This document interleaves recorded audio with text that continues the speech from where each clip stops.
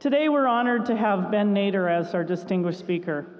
Ben graduated only a short 8 years ago from OSU in electrical and computer engineering, and he is living the American dream. As a teenager, he immigrated from Tehran, Iran, to Portland, Oregon with his mother and brother, who's here today, after his father passed away. Today, he is founder and CEO of a new startup called Butterflye, spelled Butter, F-L-E-Y-E. His company invented a wireless smart camera that can be placed anywhere and captures images accessible from a smartphone. Sounds fun, doesn't it? Ben's interest in electrical engineering started at a young age. He has great memories of working on his first electrical kit with his father, a blinking LED light. His interest in electrical engineering continued through high school, so he knew exactly what he wanted to do when he started college. Since graduating, he has worked at Texas Instruments, Maxim Integrated Products, and Intel. Through this experience, he found he enjoyed the business aspects along with EE, and enjoyed working at smaller companies where he could have a bigger impact, thus the startup. As Ben describes it, moving to the US and starting from ground zero is like being an entrepreneur of life. This entrepreneurial spirit has served him well, and we're proud of his accomplishments. Please join me in welcoming Ben.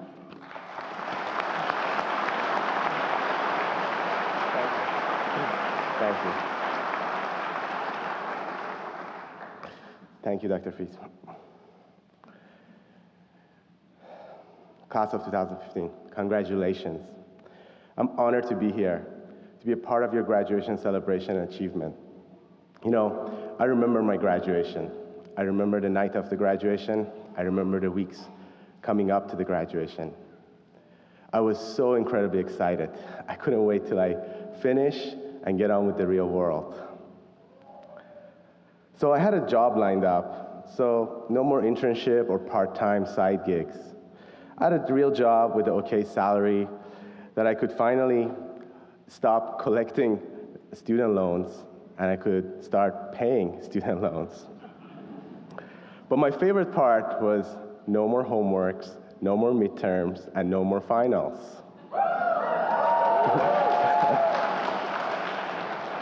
But now, looking back, to be honest, some of my favorite memories from OSU are the times I spent doing homework late at night at the library with some of my close friends and classmates. I remember it was our 4th year, and we were taking a class called Communication 2. It was taught at that time by Professor Magania. I remember the homeworks was just so damn hard. We had to learn about time division multiplexing, baseband transmission of binary signal, phase lock loops, and many other things that I should remember, but I don't. And speaking of things I don't remember all these new buildings around the campus you guys had. During my time, Kelly Engineering Building was being built. And it was only the last year that we got to enjoy it and use the facility. And some of my good memories are doing team homework late nights in the engineering center. Now I call it a team homework, not because it was a team project or group type of project. It was homework. It just took the whole team to get it done. I didn't see it then, but looking back, it was some of my favorite memories and times with my classmates who were also become my close friends. So, to be honest, I'm really outside of my comfort zone, standing out here talking to a group of 1,000 graduates and their families at this beautiful graduation celebration. At the same time, I'm incredibly excited to be here and to share my story with you. That's it, a few stories. That's what I want to share with you. Stories about my life, some of the challenges, and some of the experiences. And the first story is about being outside of your comfort zone. When I was a student here at OSU, I read a quote that said, "Life begins at the end of your comfort zone." It's always somehow stuck with me, and looking back, every single time, without an exception, when I tried something that I wasn't sure or I was uncomfortable with, it has paid off in a very positive way. I was uncomfortable when I was 15 years old and my family moved to the United States. I didn't know anyone, couldn't speak the language, and I certainly didn't know our culture. I was again uncomfortable when I graduated from this university and I made a decision to start my career in Bay Area versus staying closer to family and friends in Portland. You see, I had just finished an internship in Portland a few months ago, and the hiring manager had an entry-level job opening for me. It was a safe and a comfortable choice. I knew many of the people there, and more or less, I knew what the job was going to be about since I interned in the same group. But somehow, something inside of me thought, maybe this is too comfortable. So I came to both fall and career fairs, lined up a few job interviews, and I ended up with 2 job offers. One of them was the opportunity in Bay Area. I certainly wasn't sure about it. I knew Bay Area was famous for being really expensive. I didn't have any family or friends there. And I had only been to San Francisco as a visitor for a few days, years before that. So I was certainly outside of my comfort zone. But remembering the quote I read to you earlier was the main part of my decision that I should take the job and go outside of my comfort zone. I took a risk. I wasn't sure what's going to happen, but I knew I had to try.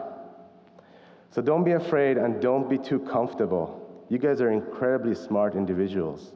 You'll figure it out. Take risk and go outside of your comfort zone. My brother also, he's a graduate from OSU, fellow Beaver, just graduated from OSU a year ago. He also took a huge risk, left his safe job and family in Portland and joined us down there to start this company. I admire that so much. So taking risk and putting yourself outside your comfort zone is key. My second story is about getting rejected. I started Butterflye in 2013. I remember when I told people I want to go and start a camera company, they immediately shut me down, and they said, there are plenty of well-known companies that make cameras. Then I said, no, this one is different. This one connects to your smartphone. Then they really laughed at me, and they said, well, my smartphone already has a camera. Well, the rejections continue. And the rejection continued when I started fundraising. I literally went through 75 no. This is a bad idea. You will fail. You have to compete with companies like Google, and you have no chance. Here I was. I left my stable career, putting my little savings I had to kickstart a company, and here are these people rejecting me left and right. Every single rejection sucked. Until one day, I met an amazing investor, and he said he wants to give me $1 million, and let's build the company together. Over time, somehow I learned something. I learned most of the time, rejection has nothing to do with you. It just means the other person has something else on their mind. That's just the way it is. What got me through all these rejections was being persistent and to just keep going. In my specific case, just keep looking for new investors and not giving up. I learned persistent is the most important thing. Persistent is more important than talent. Persistent is more important than higher education. Persistent is more important than making more money. At least for me it was. So don't be afraid to get rejected. It's not about you. Someone else has just something else on their mind. Be persistent and keep going. My third story is about falling in love with the process. We all like to set goals, and we're happy when we achieve them. And in a certain way, it is true, we as humans like to accomplish things, small or big. I set goals all the time. I set a goal to lose weight by a certain date. I set a goal to get my black belt in Brazilian Jiu-Jitsu. I set a goal that our company reaches to $1 million sales by a certain day. I like it. I like setting goals. It helps me have direction, discipline, and some structure to get to improved version of me. But a few years ago, a mentor of mine taught me something else. He said, If your goals and dreams are really big and ambitious, you must learn how to fall in love with the grind, or otherwise you will quit. That's what I mean by the process. His advice has been incredibly helpful to me. I learned to love the process of reaching my goal more than the end goal itself. Today, I have an ambitious goal of making Butterflye the most technology disruptive company of our decade. But I don't need to reach that goal to be happy. I've learned and truly love the hard work of day in, day out, the daily setbacks, the small achievements, the finding and hiring some of the best talents out there and letting go of the ones that are not working out quickly. Remember my story and the good memories of doing team homework? At the time, I didn't like it. I actually liked the final exam better. It was a one-time thing. Homeworks are every week, of course. The final was the last thing for the course, and then I would have closed the chapter and moved on to the next class.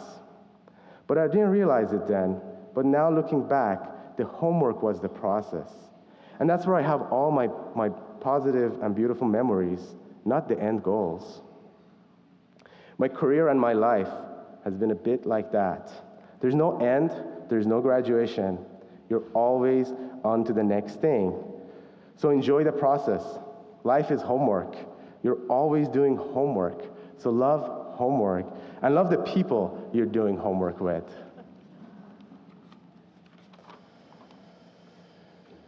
My last story is about failure. There's a quote in one of my favorite books, The Alchemist, which says, "There's only one thing that makes a dream impossible to achieve. That is the fear of failure." I read this book right around the time I moved to Silicon Valley, and I was getting exposed to the startup world and entrepreneurship. But growing up, in my family, I was always taught failure is a bad thing. Getting an F on a class is a really bad thing. You don't want to fail. You may even be punished for failing.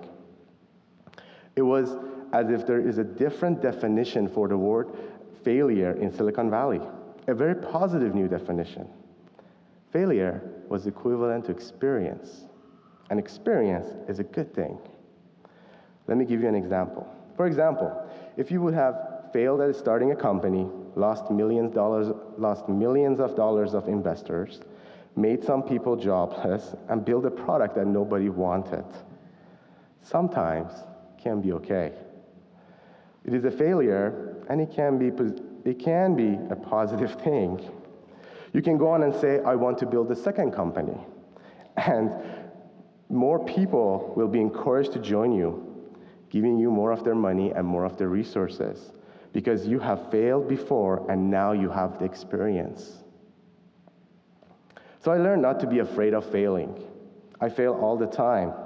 I almost enjoy failing. You have to learn to accept the failure and take the experience. It's a very, very positive thing.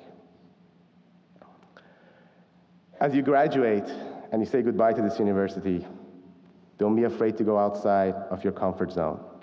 Don't be afraid of rejection, and learn how to fall in love with the process. And certainly, don't have any fear of failure.